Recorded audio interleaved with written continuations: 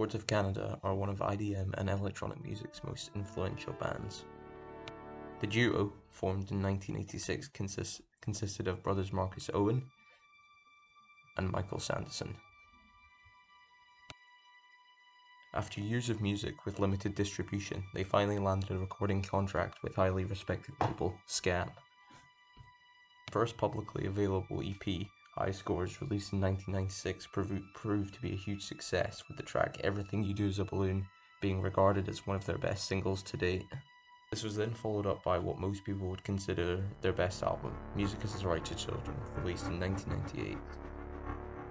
This album contained their most recognizable track, Roy G. Biv, and really thrust the band into the limelight. Then followed this up with a new EP, In a Beautiful Place Out in the Country, released in 2000. This was then followed up by the darker Geogaddy, released in 2002, again receiving critical praise. The Boards then did a complete 180, releasing the Campfire Head Phase, which was a road trip themed album, again highly successful. The brothers decided to stick around with the road trip theme, releasing Trans-Canada Highway in 2006, which again takes theme of a road trip. After this came a long period of inactivity where the brothers would release nothing. This was until 2013, where they would return.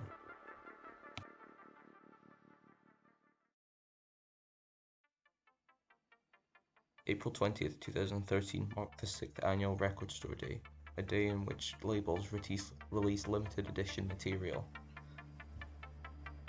On this day, Reddit user Lil Keiki posted that he had bought a mysterious Boards of Canada 12-inch that played a 20-second clip of a robotic-like voice playing a 6-digit code, and then cut out. The front of the record contains a series of dashes, slashes, and X's arranged in a specific order, as shown on screen. Aesthetics from the tour's message board would later confirm that there were 6 similar vinyls out there, although all with the same code. Vinyl 1 was found in Other Music in New York, as mentioned by Reddit user Lil Keiki.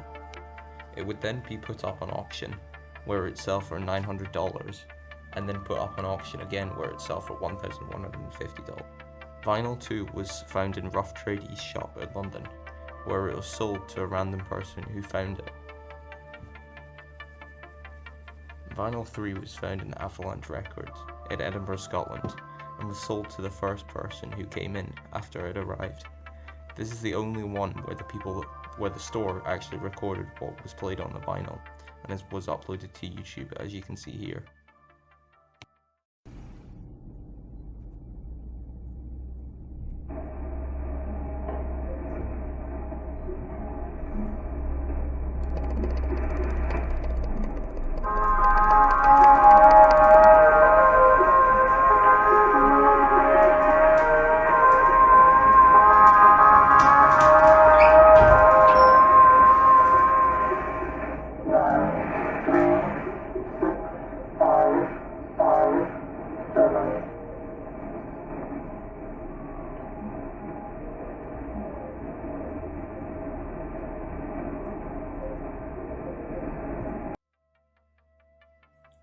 Vinyl 4 was found by Discogs user I'm Politov. Vinyls 5 and 6 to this day have not been found. At this point in the scavenger hunt, people still had no idea of the format and how things worked. To help you, the viewer, understand, I'm going to elaborate. Take what was found on the vinyl. As you know, the vinyl played a 6-digit numerical code. The X's mark what I'll be referring to as the position of the code, not including the code found on all of the vinyls. OC fans would still have to find the 5 other codes to find what was at the end of the scavenger hunt.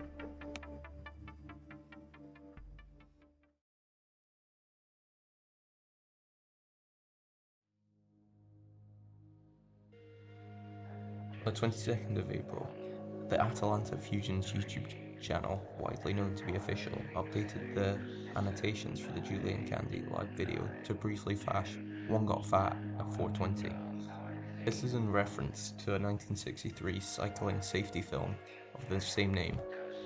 This was also used in the Everything You Do Is a Balloon fan video, shown earlier, which is one of Boards of Canada's most popular fan videos. On this video, Hell Interface, one of Boards of Canada's pseudonyms, comments a link which links to this video right here, which itself contains a link linking to a video called CSCH, which contains the code and its position, the code being 717228. The next two codes were not too dissimilar, as they were both distributed through radio, the first one being distributed on the evening of the 23rd of April through Zane Lowe on BBC Radio 1, the code being 519225. The code's position was found when examining the show's playlist. As shown, it's just the song's title. The next code was distributed on the same evening on NPR's All Songs Considered. However, there was no position with this one, and through later clues, it would later be found to be position 1.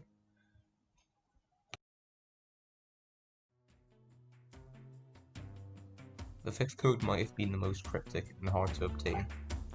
It was distributed on the 26th of April on the tourism message boards.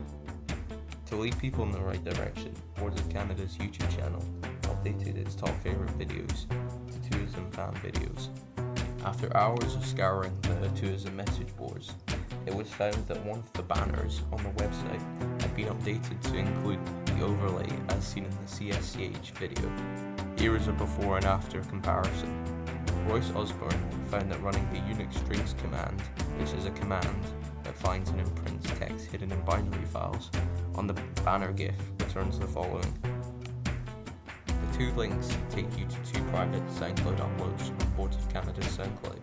Each of the tracks has the title, the Greek uppercase letter sigma, which in maths means sum.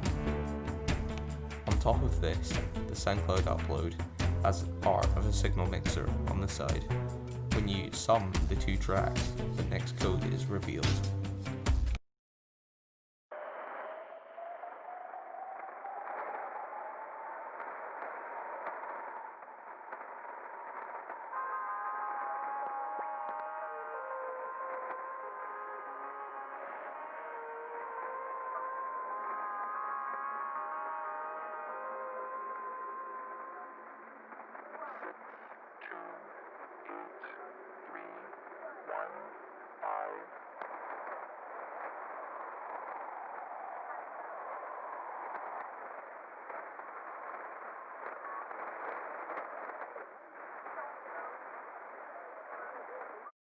This is then followed by There Is Another in GIF 89A. By copying the binary which follows into a new file, an image is revealed which confirms the code is in position 2. On the same day of April 26th, we would see more activity in terms of the scavenger hunt. A video was played in the Loading Bay Art Gallery in London, which confirmed the position that code 4 was in position 1. You can find videos of the event online if you want to, but here is a picture of the code being flashed. On the same evening, Adult Swim aired the same video, again confirming the position of the code.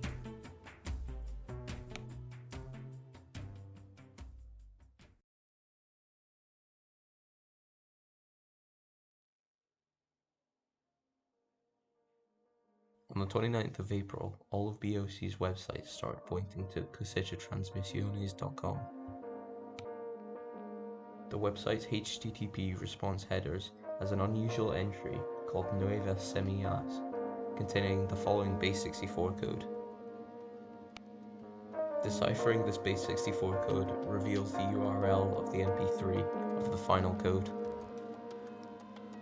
Through process of elimination, it was already determined that this code is in the 5th position. However, there also contains an image on the website confirming the position's code. To this day, you can still plug in the MP3 URL to Google and listen to the transmission, but here it is anyway.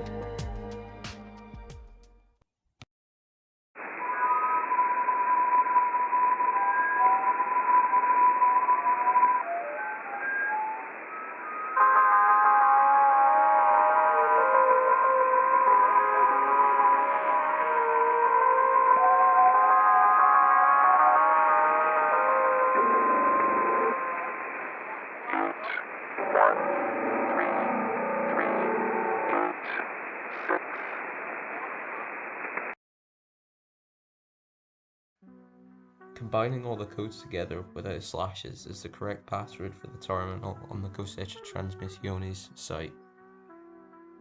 Correctly entering the password would give BOC fans what they waited 8 long years for, a new album, Tomorrow's Harvest, released on June 10th, 2013.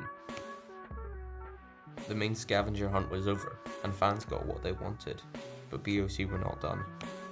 After only a week's silence on social media, BOC were back at it with their cryptic messages. They then updated their status to this on Facebook. At this time and place, they aired the single Reach for the Dead and its music video, a track which would be on Tomorrow's Harvest. The day after this, on May 13th, Zane Lowe also played Reach for the Dead on BBC Radio 1. After this, Boards of Canada's YouTube channel uploaded the Reach for the Dead music video. On this video, Hell Interface comments, May 27th, 5 o'clock PDT. Soon after this, BOC's Twitter posted the same thing. This image contained EXIF data with the exact GPS location. Plugging these coordinates in takes you to Hacienda Road, next to the abandoned Lake Dolores water park. After this, the Hell Interface YouTube channel uploaded its first video with the title Look Sad Real. The title Look Sad Real being an anagram for Lake Dolores. The video itself being a warped and distorted advert for Lake Dolores water park. The event in question was a listening party for Tomorrow's Harvest, however the brothers were not in attendance. The last thing to happen before the album's release was a live transmission from Warp, Boards of Canada's label, on June 3rd and June 4th. This capped off one of the most interesting album reveals and releases. On June 10th, Tomorrow's Harvest was released. Like BOC's last 3 albums, it too proved to be a huge success and definitely a worthwhile listen.